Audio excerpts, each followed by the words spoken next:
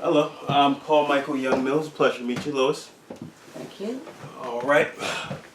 Well, first of all, I want to let you know exactly what it is that we do and who I am. Again, I'm Paul Michael Young Mills.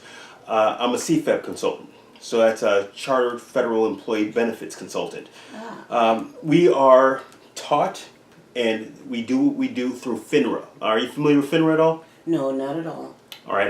You ever watch TV and you see those guys who get arrested, unfortunately, for insider trading or something like that through the securities department? Yes. That's FINRA who catches them. Okay? They're the same parties that allow me to get the education to do what I do. Okay? Thank you. Most definitely. Long story short, you got a doctor, you have lawyers, there's different governing bodies. This is what I do, and it accounts for about 80% of my business. Okay? I just manage, I help you manage your stuff, and it makes things better for all of us. Because we want you to retire well. All right? Absolutely. Excellent. So with that being said, I do want to get started off just going over your TSP and making sure you have a good base as far as understanding your TSP. Are you familiar with your TSP at all? No, I'm not. Okay. You have your G fund. Okay. Your G fund is a 1% gaining fund. Okay. Not much at all. If you counter in the fact that it's pre-tax dollars and the fact that, because this is through the Treasury, pre-tax dollars and the fact that there's inflation, then you're going to realize you're actually dealing at a negative here. So there's no chance you ever want to put all your money in here unless we're like 1 year out from retirement. You see what I mean? Right. Because we know we can't lose any money, which is great, but there's not any kind of considerable gains. Okay? Okay. All right. Next, we have the F fund. The F fund are your bonds, okay? So, if you got $10,000 in there, it's never going to be $20,000, but then again, it's never going to be $5,000, all right? It'll have a bit of flexibility, but at the same time, it's never going to be huge. You see what I mean? Okay. Have you ever gone over this with Human Resources? No, They haven't gone over this with you? No. Okay, all right.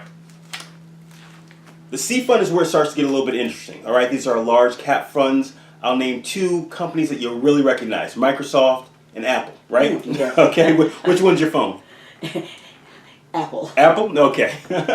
So these are the large cap funds. Do very well.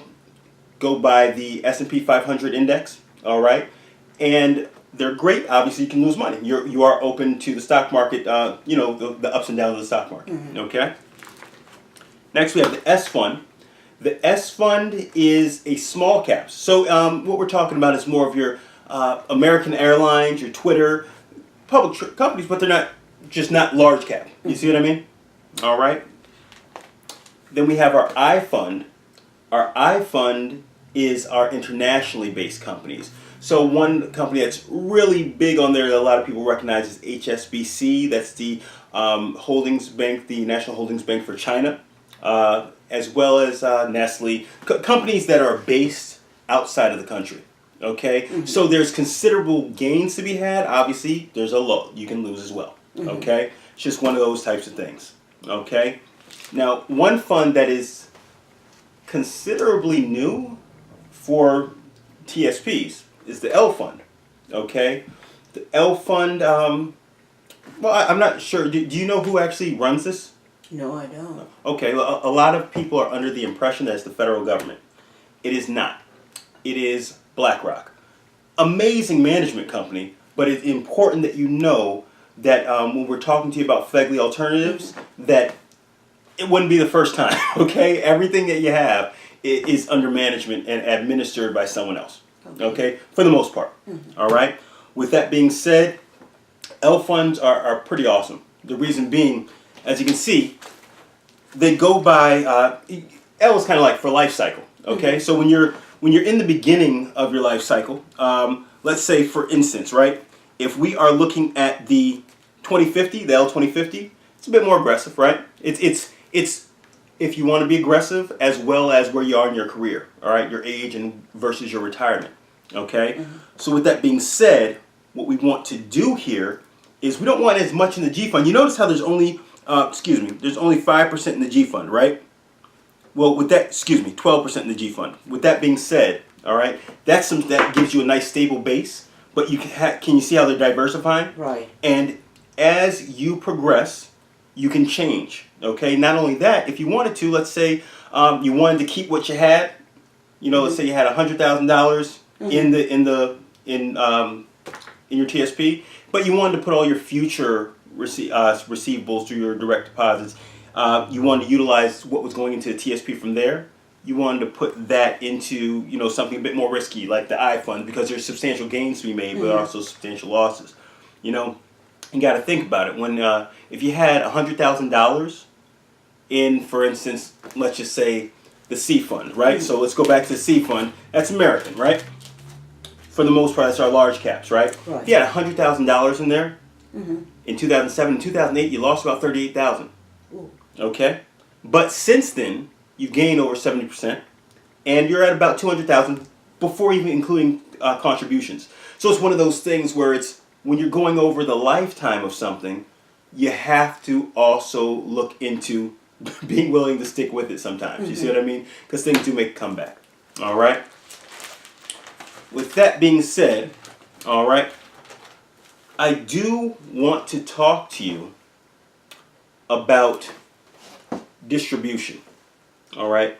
Because what you have to realize is you are a FERS employee, okay? There's about 3 legs to your retirement.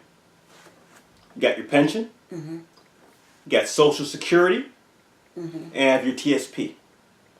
All of these are pre-taxed, okay? Pre-tax dollars going in there. What does that mean? That means when you bring them out, they're all going to get taxed, okay?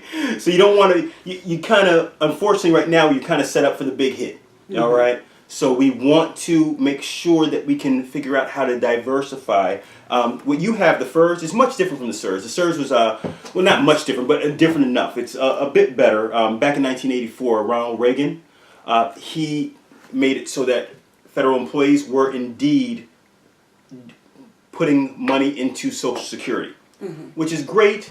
It should be a better system, but it does take a little bit more management. That's where we come into play. Okay. By the time I remember when we were speaking over the phone, you said by the time you retire, you think for the last 4 years or so, you should be making about $95,000 a year, and you will have put in about 30 years. Is that right? Right. Okay. All right. As you can see right here, this is you. You're a FERS employee, right?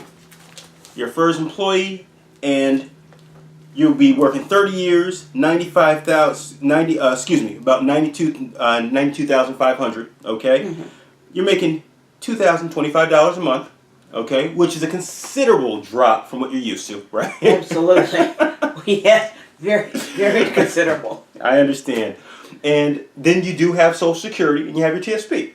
So we want to make sure that we understand that we are going to be losing a lot of income, so we want to manage it correctly so that we can make up for that. Right. Okay. Something I want you to see real quick because it is important. This is a quote about Social Security. I'm going to read it to you. It says, Social Security is a compact between generations since 1935. America has kept the promise of security for its workers and their families. Now, however, the Social Security system is facing serious financial problems, and action is needed soon to make sure that the system will be sound when today's younger workers are ready for retirement. Without changes, in 2033, the Social Security Trust Fund will be able to pay only about 75 cents for each dollar of scheduled benefits. We need to resolve these issues soon to make sure Social Security continues to provide a foundation of protection for future generations. Okay? So, what am I saying? I'm not saying that Social Security is out the window. I'm not going to give you, what they say on TV. But in fact, it is in danger. So what you want to make sure is that you're doing everything correctly so that you have your disbursements correct. Okay? What I mean by that, right now, you have an awesome vehicle in your hands, right? Your TSP is amazing, matches about 5%, matches at 5%, all right? It is an amazing vehicle that you're using because it's growing tax deferred, which means if you put your money in the stock market, okay, and you had $10,000. Let's say this year you gained $10,000 on it. So you doubled your money. Awesome. But you got to put in 1099. You have to show that you have to report that as income. Now you're paying taxes on it. Okay? So even though you're trying to make your money grow, it's, the system's not really working for you like you think it should. I want to show you something real quick. This is